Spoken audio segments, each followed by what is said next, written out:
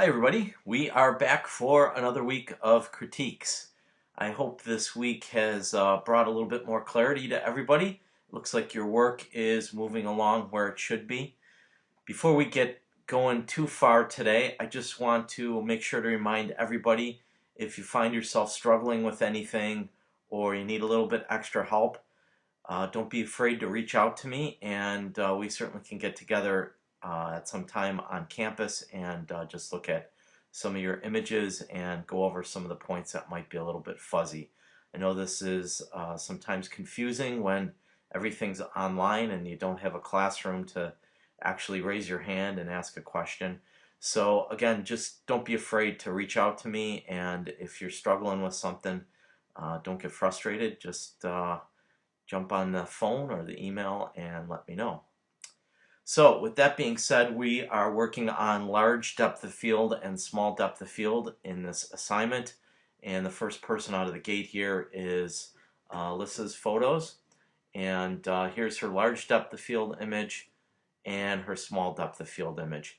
Notice how in the small depth of field image, that background goes out of focus and the foreground of the flowers stays in focus. If we go to her file info, we'll see she's taken this image with an f-stop setting of 4, which is a very low f-stop value, which makes perfect sense.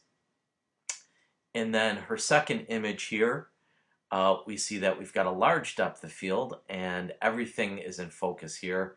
Looks like the stairs in the background there and so forth are all in focus. And if we go to our file information, we see it was taken with an f-stop of 16. Again, perfect, exactly what I was looking for. I do want to mention to everybody though, take a look at this. Alyssa used a shutter setting of 12 seconds.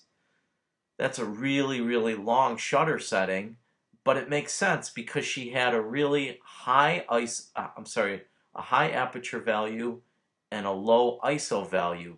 So she needed to get a lot of light onto that imager to make a correct exposure. So in this instance, it took 12 seconds worth of light to get that correct exposure. I'm going to guess, I don't know for a fact here, but I'm going to guess Alyssa went ahead and had her camera on a tripod or some other device to stabilize it. Because if you tried to handhold the camera for 12 minutes, it just isn't going to work. So fantastic job here with the assignment, Alyssa.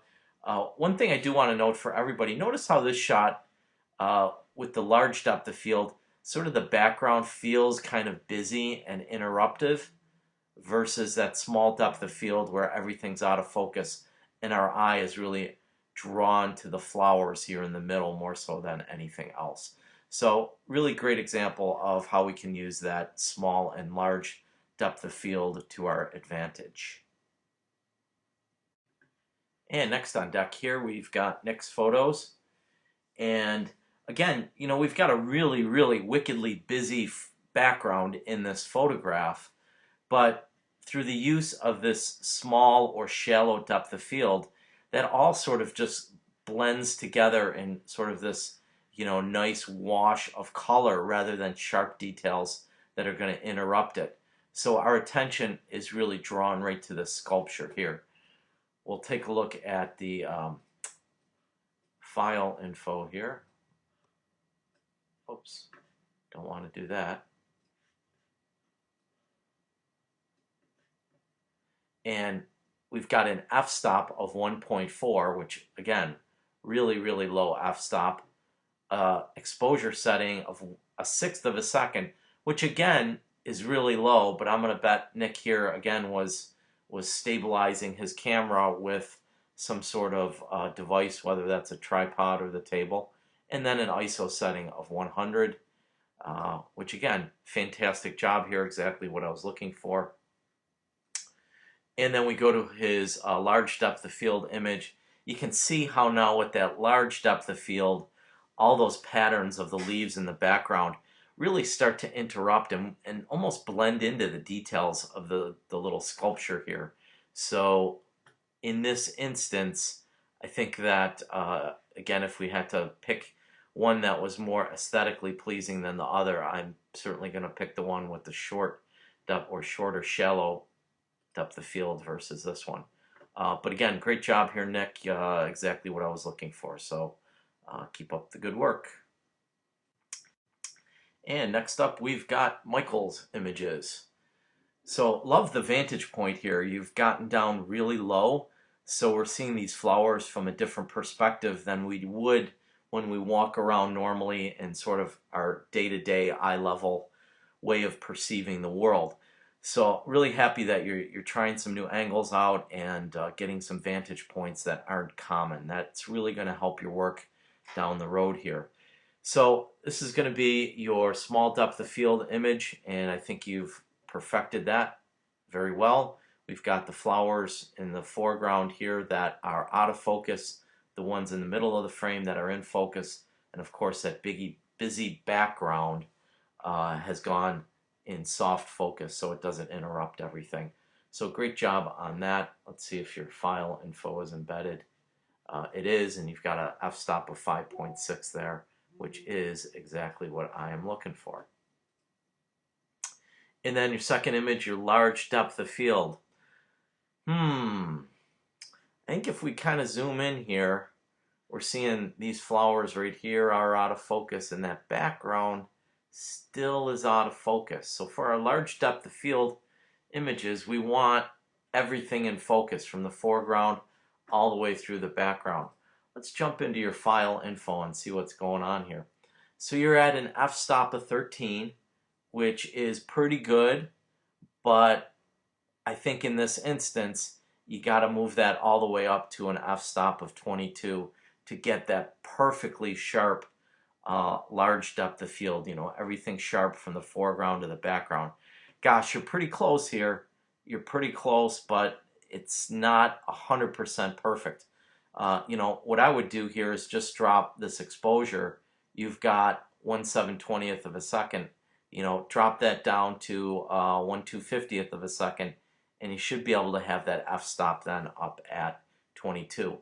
Another thing that just want to point out, boy, you're using 1000 ISO outside.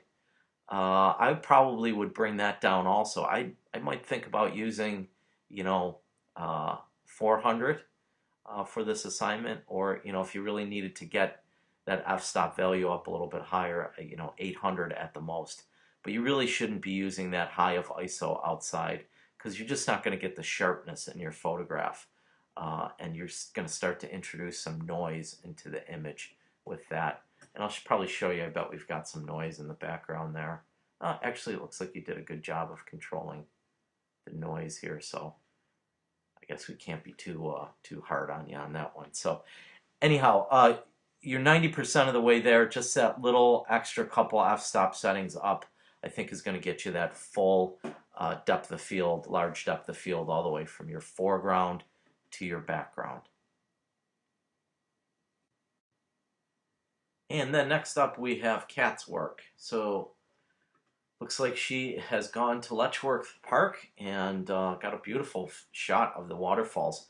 Really love how you've used these two cliffs or rock formations on the left-hand side and the right-hand side to really sort of push the viewer's attention in towards the middle of the frame here. Lots of negative space, which what I mean by negative space is sort of empty space or space where there's not like a lot of detail that our eye is going to land on. So this is your large depth of field image, and it looks like your foreground to your background is completely sharp. The one thing I just want to point out to you, Kat, here is you resized your image too small. If we go to image size, you're a 3:7 image at a resolution of 72 pixels per inch. I think I'd like to get that a little bit bigger, and you know, when you're doing your crop, which looks like you're doing sort of an unusual crop, like a 3:7 crop, we can go in and select the crop tool, put in 3 inches by 7 inches here, and then make sure the pixels per inch is 300. And sorry, let me just fix this up here. And then when you're doing that crop, I actually did it a little bit thinner than what you did. But then when you do the crop, you're going to have the image size that's got that 300 pixels per inch. If we just take a step back here and go back to your image, you'll see when we blow it up a little bit, you just cropped it too much, so it's starting to go a little bit pixely on us. But that's just a small thing. But keep your cropping, according to what the instructions are for each individual assignment. And generally speaking, we're going to want them cropped to 300 pixels per inch. So keep that in mind down the road. But other than that, really wonderful shot. I think you've done a super job with large depth of field here and composition, and even light-wise, I think this is a really beautiful shot. I imagine this shot, as the season progresses here, might be one that could even be more dramatic as we start to get some color in the trees and so forth. And then your small depth of field image, again, solid job here on it. I guess if I had to offer one suggestion or one refinement here, the background is just like so wickedly busy that even with it going soft from the small depth of field, it still is a teeny bit distracting. So I think if you could kind of maybe move yourself in a position where you could get these flowers where they're all on maybe like a darker area, maybe some darker trees or whatever's in the background there. So maybe that means you have to move your vantage point down a little bit. I think what's happening here is sort of these bright things. I'm not sure what they are, whether that's vegetation or what's just some highlight areas in the background. But I think those would be something that we'd probably not want to put those flowers up against, because it's just really distracting. In fact, maybe I could even kind of do a quick adjustment here, and you can see how I just darkened up those flowers in the background, or I mean that area in the background, and then I just go in and kind of lighten up this a little bit. Sorry.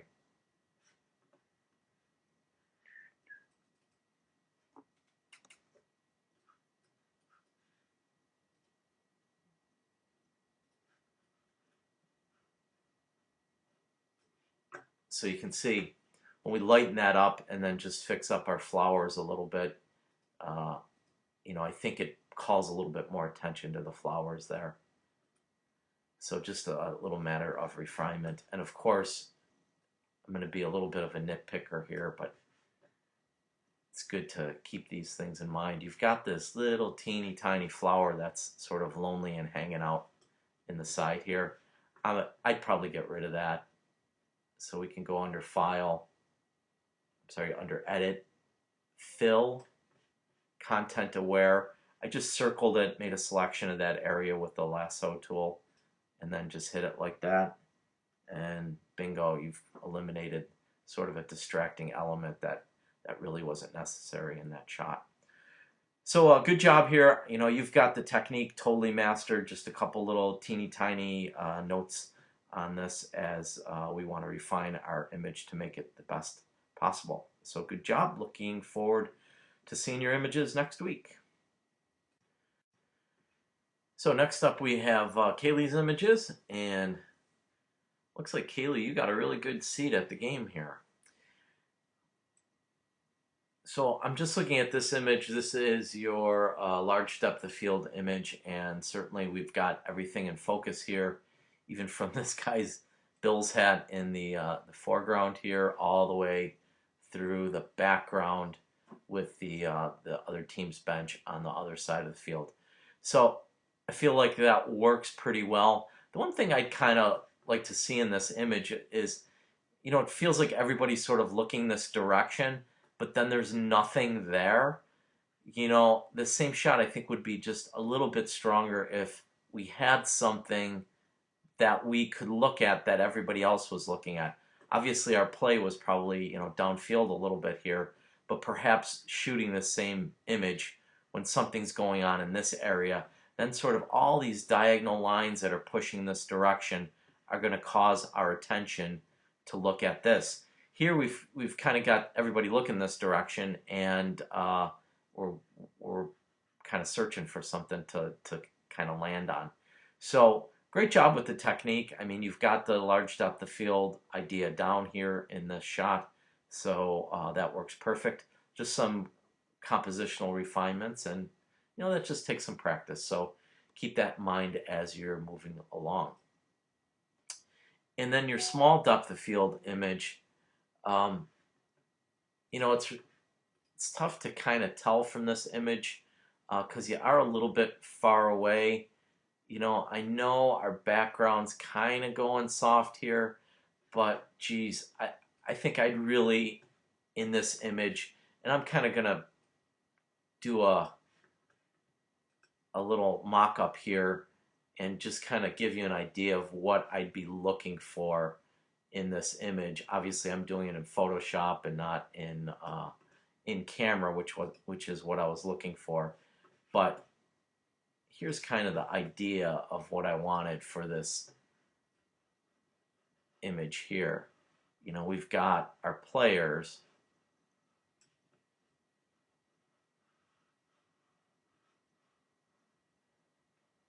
really sharp, and then our background sort of out of focus. See how the background's really sharp?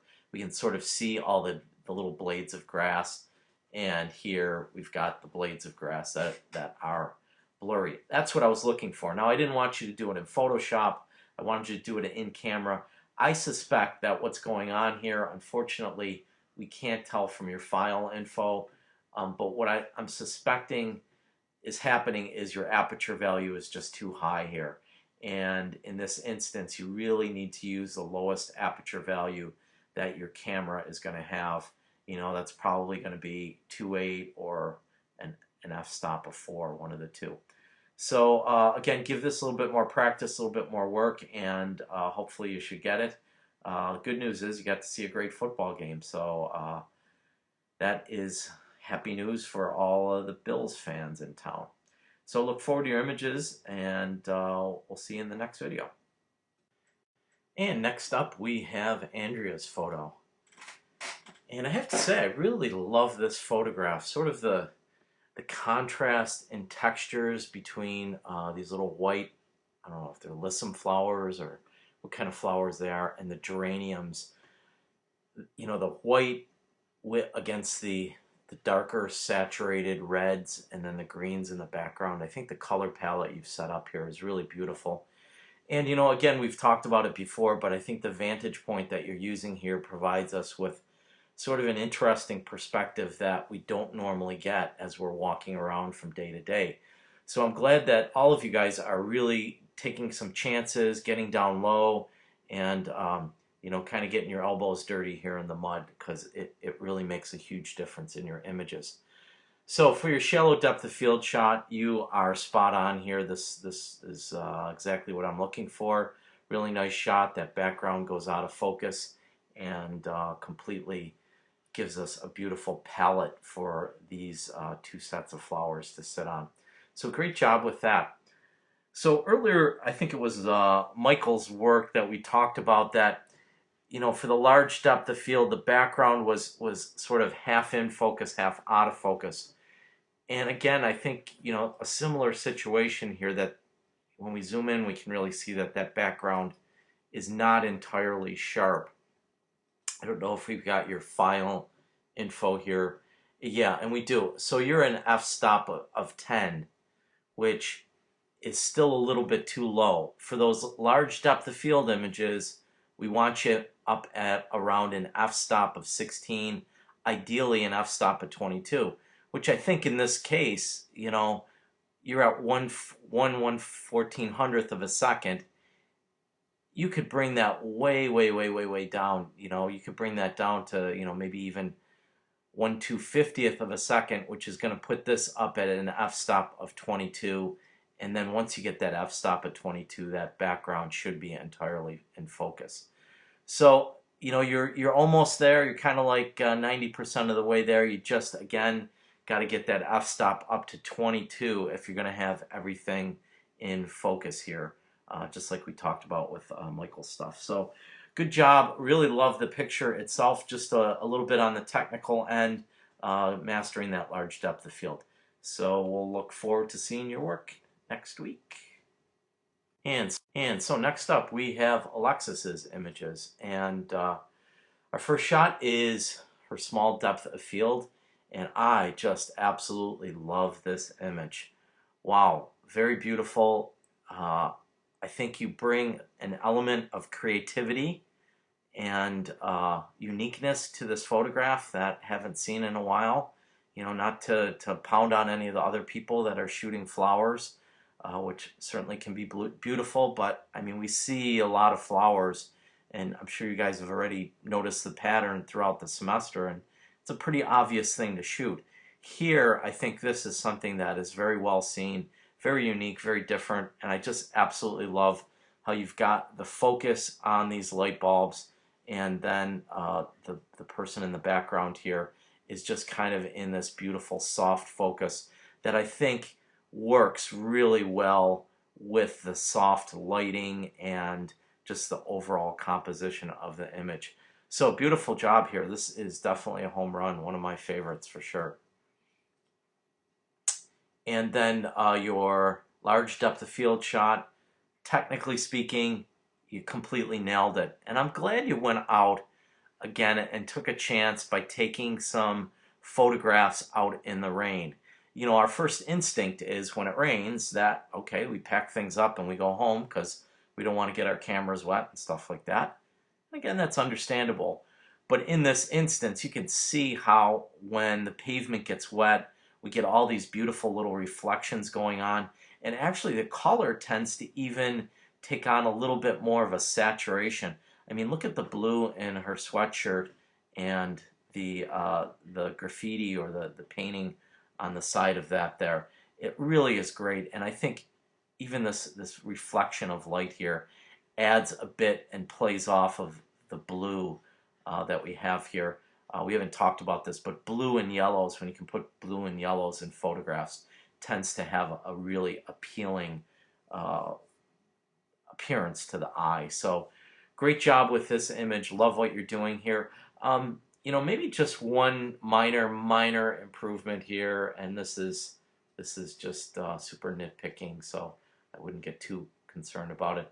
But your frame looks like it's tilting a little bit to one side, so we can just go in and do a crop here, and you know, maybe crop it like that. You can see I'm using that grid to sort of follow this bottom line there. And once we crop it now, our image doesn't look like it's tilting to the left. It looks like it's pretty much straight and leveled up. So Alexis, fantastic job here. Great work this week. And then next up we have Francesco's work. And looks like he's over in Delaware Park. I really love the composition of the photograph. Again, we haven't talked a ton about composition yet. We're getting there for sure. But look at the beautiful way you've set up this frame. You've got our subject here sort of in the rule of thirds, and our eye really is attracted to this spot, and it balances out perfectly, or sort of plays with this empty space that you've got going on over here.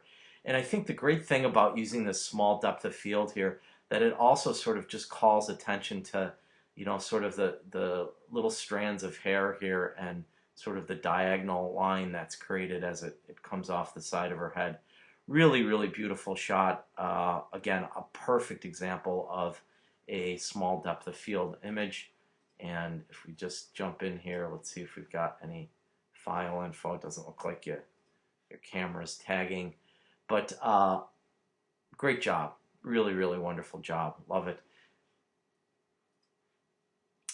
Your second image, so large depth of field, you totally nailed it. I mean, you know, again, we can see our foreground, our middle ground, and our background are all completely in focus, doing exactly what I wanted you to do. But if I had to pick the two shots, I certainly think this one is the more compelling image to me. I think it's very interesting. We still get a sense of that sort of fall feeling around the lake without it getting too busy. Here, this image to me just looks a little bit more on the busy side, especially actually this little plant down at the lower right-hand corner kind of calls my eye to it, which really isn't the aha or the gotcha part of the photograph, which is this area here. So great job. I love when people go out and do two images of the same thing using different techniques, so we can kind of illustrate how just by manipulating your camera settings you can go ahead and create completely different look and feels in your images.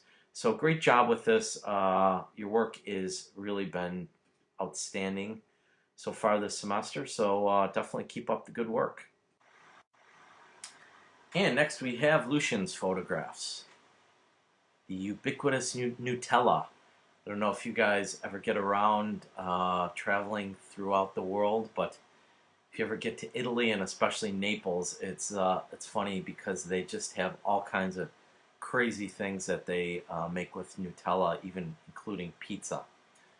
So, with that little side note, just want to say again, great job here. Exactly what I was looking for. Our eye is going directly to the label of the Nutella. The background is out of focus here.